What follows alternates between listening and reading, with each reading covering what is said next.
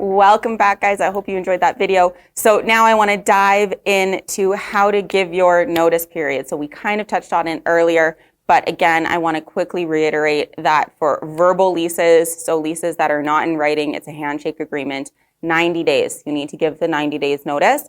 Now, there's going to be some circumstances, hopefully you'd never encounter them, that you have unauthorized tenants. So an unauthorized tenant means, let's say you have a family of 4 living in the house and they're all authorized. You know, you have mom, dad, and 2 kids.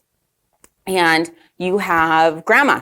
She's coming in and, you know, they want to take grandma in and take care of grandma, and she's now an occupant in the home. She's not visiting for, you know, a week or 2. She is now fully living in the home. Maybe she's a live-in nanny type of situation. Maybe, you know, the family is looking after her, whatever the case may be. Now, as a landlord, you do need to give the approval for any new tenant living in the property. It doesn't matter if it's family, if it's friends, it doesn't matter the situation or the circumstance.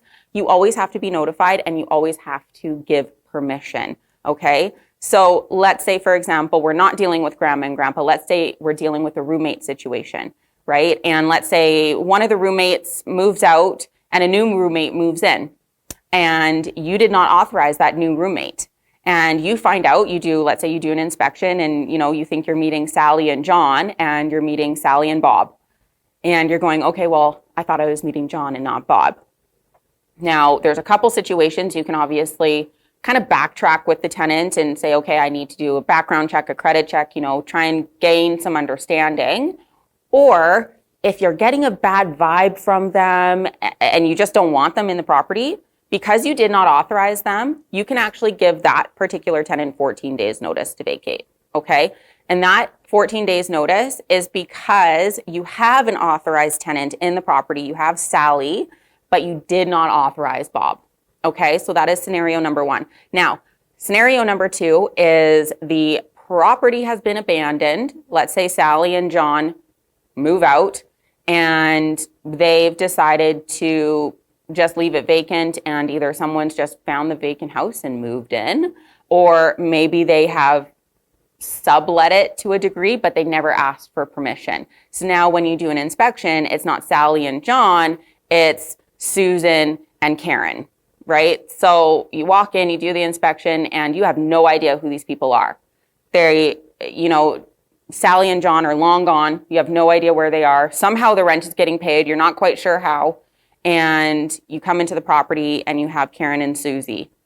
Okay, so again, you can go through the process of what is going on, everything like that. If you are not comfortable with that situation, which I would, again, advise you to not be comfortable with that situation, you can give them 48 hours because they are unauthorized. The entire party as a whole are unauthorized to be in the property because the property is leased to John and Sally. Okay, so 48 hours notice. Now, I really, really hope you guys never encounter that and your clients never encounter that, but it has happened. So 48 hours notice for people that are not authorized to live in the property and the tenants are nowhere to be found. They've essentially abandoned the property, more or less, okay? Now, when you are giving your 90 days notice, so property is sold, you are giving your 90 days notice to a tenant to vacate. It needs to be in writing, okay? You can't just give them a call and say, hey, you're out in 90 days. No, you need to actually put it in writing. You need to give the reason why you're giving them the 90 days notice. So the property has sold. My family is moving in. You know, whatever the reasons that we talked about earlier were, okay? You need to give the reason. You need to have the address of the residential property, okay? So if they live on 123 Cherry Lane, you need to put 123 Cherry Lane, include the postal code, okay? Full legal address, all right?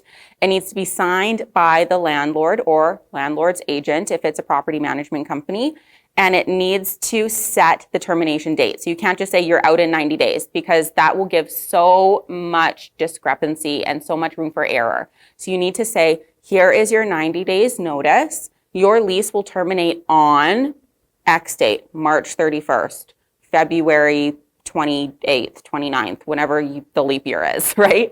So you need to actually have the end date there.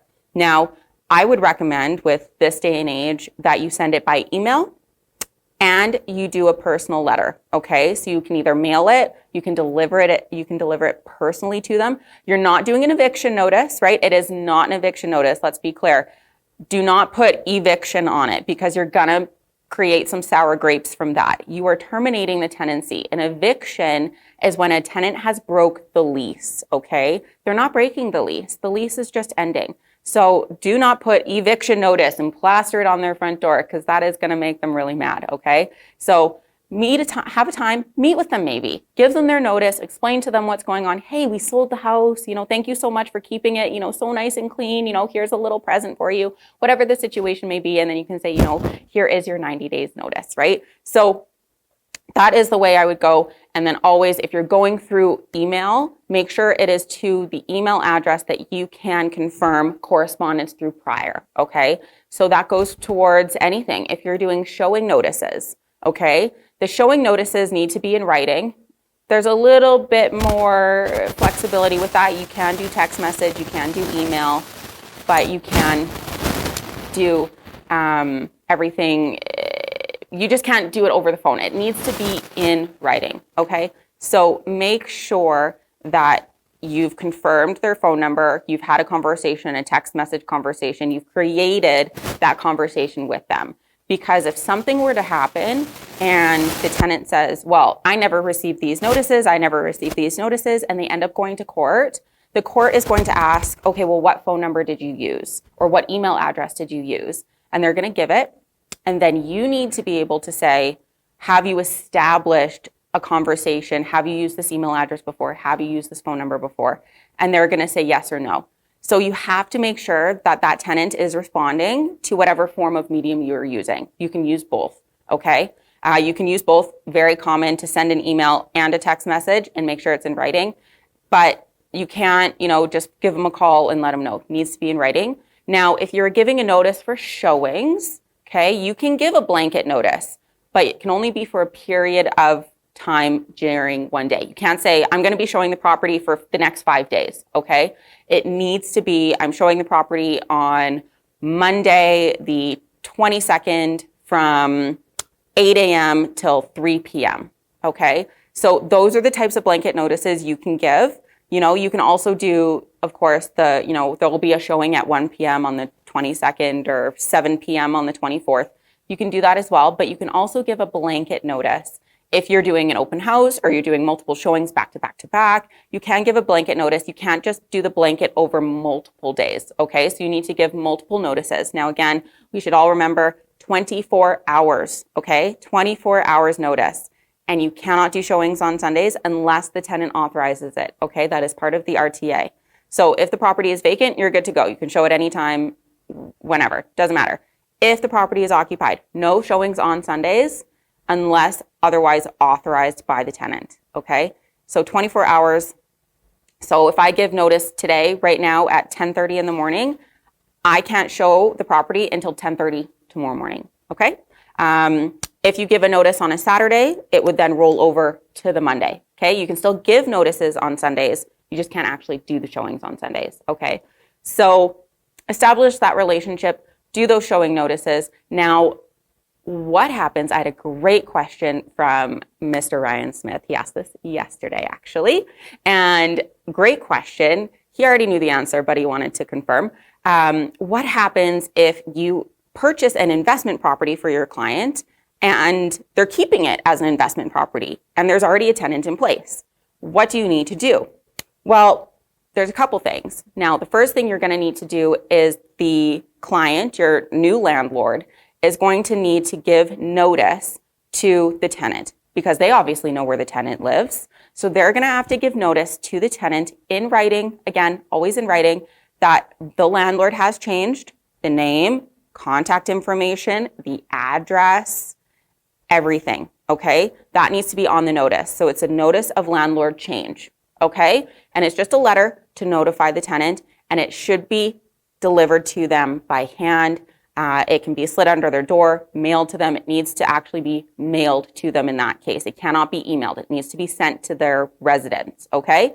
Now, second thing is obviously there is hopefully some sort of security deposit involved. Now, the security deposit should be transferred over to the landlord on the day of closing, usually from the lawyer. Okay, it should be released from the lawyer to the landlord. Landlord has to keep it in trust.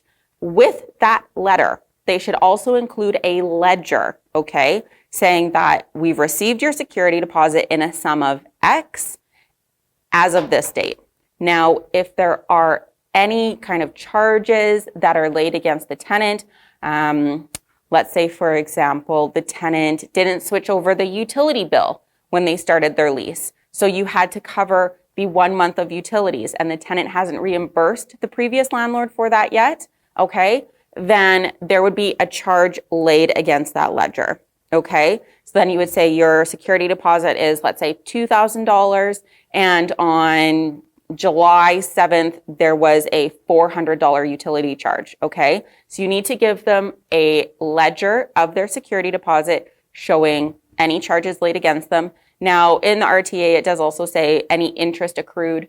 There has been no interest on trust accounts since 2009, okay? So there's going to be no interest. I've had a couple tenants ask, well, where's my interest? Well, there's been no interest since 2009. So $2,000 minus $400 equals $1,600. That is what we have, but we have collected the full $2,000, okay? So when you are getting a change of landlord, you need to give the notice of the change, how to contact them, how to pay the rent, very, very important. So post-dated checks, e-transfer, hopefully not cash.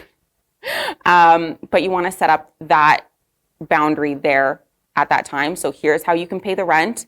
And if it's through e-transfer, this is the email, contact information, emergency phone numbers, things like that to the tenant, and then their ledger. So that is how you're giving a notice when there is a transfer of landlords, okay? So let me go through my notes here. We have gone over how to give your 90 days notice. Has to be in writing, writing.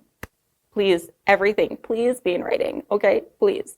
And has to have the residential address, has to have the information on it, and has to have the end of the lease date, okay? Now, again, if you're doing a notice of non-renewal for fixed term, do the same thing. Here's your notice. Here's when your lease is ending. You don't need to give a reason because it's fixed term, and you need to make sure that the tenant has received it, okay? So when all else fails, email, text, phone call, send a letter, lick the stamp, put it in the mail, let Canada Post do its thing. Please make sure it's in writing. I cannot stress that enough.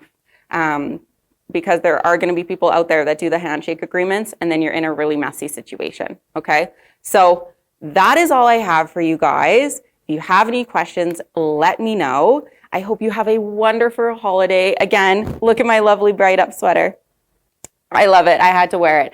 So have a lovely holiday season, and I hope you guys stay safe, and we will see you back on January 11th of 2022. Have a great one, guys.